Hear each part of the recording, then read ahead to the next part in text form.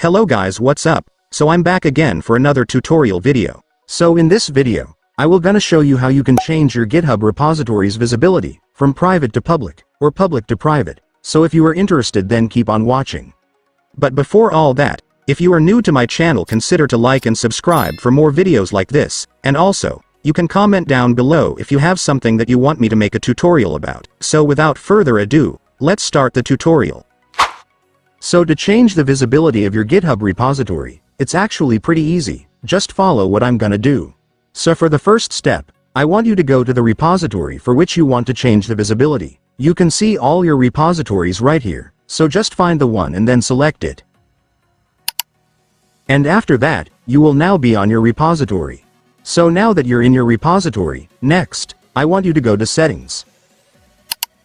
And here on Settings, I want you to make sure that you are on the General section. And once you're sure that you are in the General section, I want you to scroll down to the very bottom. And here at the bottom, you will now be able to see the Change Repository Visibility option, so just click the Change Visibility button right here. And then you will now see the Change button, which allows you to make your repository private, but what it says here will depend on your current repository setting. If your repository is currently public, it will say, Change to Private. But if your repository is already private, it will show, Change to Public.